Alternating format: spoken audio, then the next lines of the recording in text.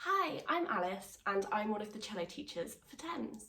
In this video, we're going to be recapping your bow hold and then going over a D major scale as a warm-up. Hopefully before watching this video, you've watched the video on how to tune your cello and made sure that your cello is in tune. Towards the end of the video, when we start working on the D major scale, you might find it helpful to use headphones so that you can hear a bit more clearly. So in order to get your bow hold ready, it's really important to make sure that we're not touching the hair of the bow, as your fingers have oils on them and sometimes that can stop the rosin from working properly. So to get this hand ready, our right hand, first we need to make sure that we're holding the stick of the bow with our left hand. Just a quick reminder, this part of the bow is called the heel or the frog, and this part of the bow is called the tip or the point. Now, in order to get your bow hold ready, what I would first like you to do is make a dog with your right hand. Here's his mouth and here are his ears. He's really happy, so his ears are up in the air. Now, in order to get our bow hold ready, the dog is going to eat the frog. So first of all, we need to open his mouth. Then we need to get our thumb in place and close his mouth. I'm going to show you. Here is where your thumb needs to go. So hopefully you have a little gap between the frog of your bow and the leather, or you might have a silver binding but no leather, or just some plastic here on your bow. You might be able to see from the indentations in the leather bit of my bow just where my thumb goes up to. So rather than resting your bow on this part of your thumb is going to be a little bit on the side, and you might find that the nail of your thumb is facing the point or the tip of the bow. So this is where your thumb is going to sit. Remember to keep it nice and relaxed and a little bit bent if you can. Once your thumb is in place, then as I said, we're going to close the dog's mouth. With your middle finger, this is probably the only part of the hair that you're ever going to touch with your finger. And as you can see from my bow, it does make a mark, which is why we don't want to touch anywhere else. Then your ring finger is maybe going to sit touching a little bit of the silver or just on the other side. Now, once the dog has eaten the frog, he gets a little bit sad, so his ears are going to go down. If they go down directly from where they were up, then you should find that your index finger is a little bit on the silver wrap, or as I said, you might have plastic, and your pinky finger is aiming for the pearl. Check your bow hold and see if you can get it to look like this. Now that we've got our bow hold looking really nice and strong, it's important that we make sure that we're bowing straight to make the best sound that we possibly can. You can start on any of your strings, but I find it easiest to start on the D string. Let's get your bow ready at the heel. Now we're going to do some really slow, long bows, and whilst we're doing that, it's really important to make sure that we're using a straight bow. So the best way I find to do that is by checking that my bow is parallel to the bridge. In case you're not sure what parallel means, we're looking for two lines that never meet. The easiest way I find to think of this is like train tracks. The tracks are not going to get closer to each other and they're not going to get further apart, so we really need to make sure that they're staying nice and straight and parallel with the same distance between them all the time.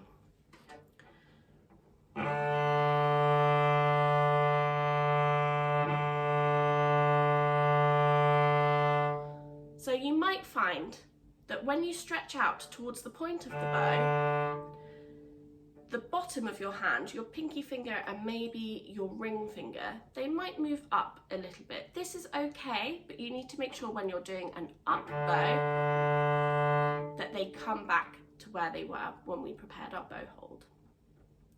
You also need to make sure that you're not tensing your shoulder at all, and make sure that you're using your elbow to guide your arm.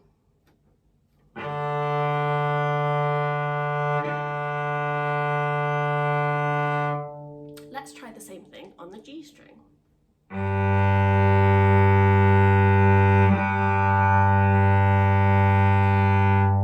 You might have noticed that because the bridge is curved a little bit, when you're playing on a different string, you do need to slightly change the angle of your bow. So as you go down towards the C string, you might notice that the point of your bow points a little bit closer to the bottom of your cello. As you move up towards the A string, it's going to start pointing towards the top. Just be aware of that when you're doing your open strings. Let's do the G string again.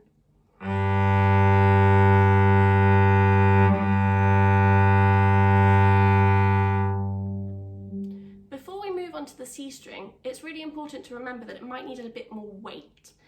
A bit heavier of an arm will create a much, much clearer sound.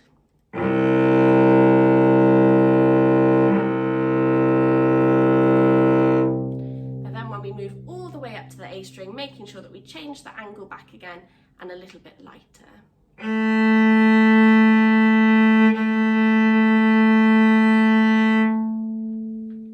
Why don't you try practicing some of your open strings and really concentrate on making a really, really clear sound.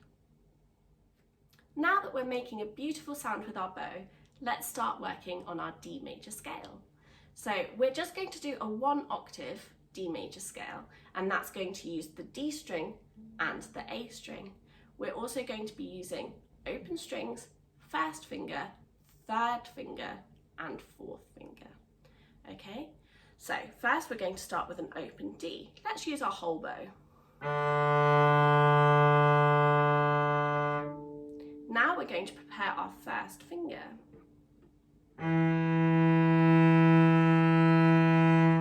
Then we're going to add our third finger. Make sure that your second finger goes down in between as well. Then fourth finger.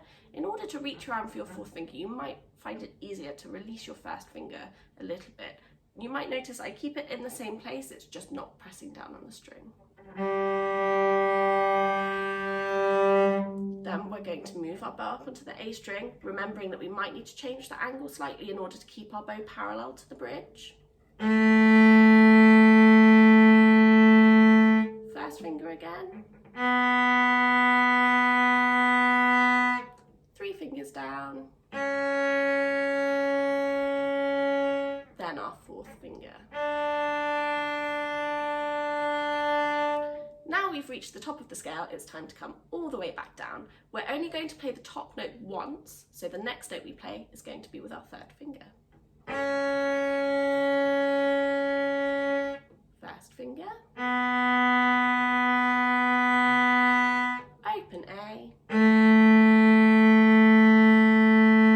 Crossing our bow over onto the D string, making sure that we change the angle and getting 4 fingers ready straight away. Remember, your weight needs to be going through your fourth finger, so you might find it easier if you're not pressing down with your first finger, sorry. Down to third finger. First finger.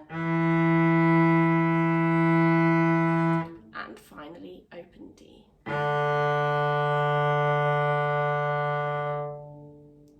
Let's try and play it together, this time without stopping in between each note. 1, 2, 3, 4.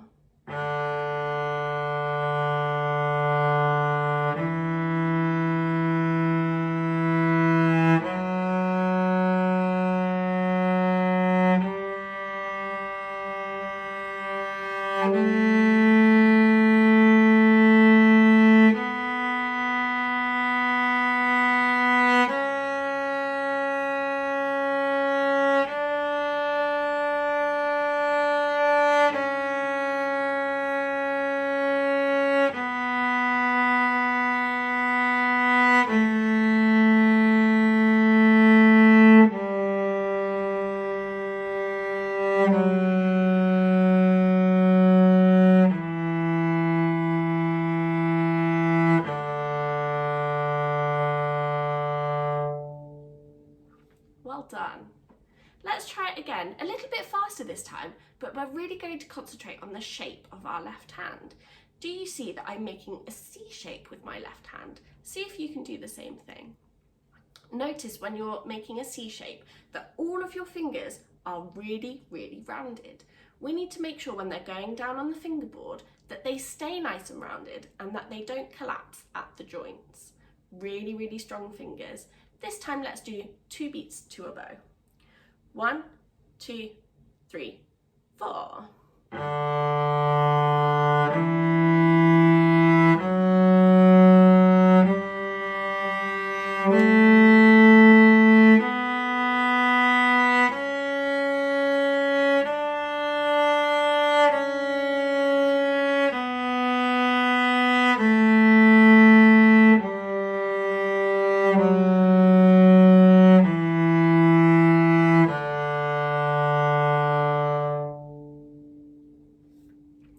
Hopefully you're making a really beautiful sound with your D major scale.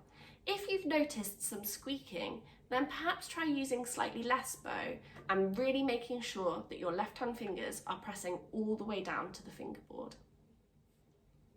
Now that we know how to play our D major scale, let's try playing it in a round. There are going to be 2 different parts. The first part is going to start and play open D and first finger.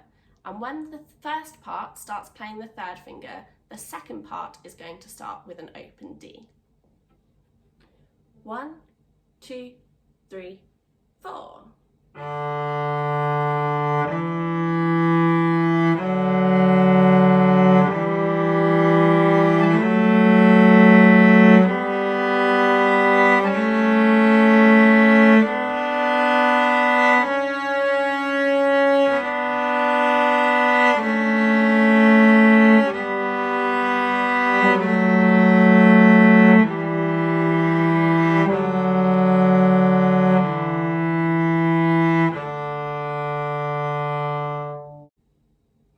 Hopefully your bow hold is now really strong and helping you produce a really clear sound on the cello, and you feel a bit more confident on playing your D major scale. Please join me in the next video where we're going to be learning one of the pieces from the Initial Grade ABRSM cello book.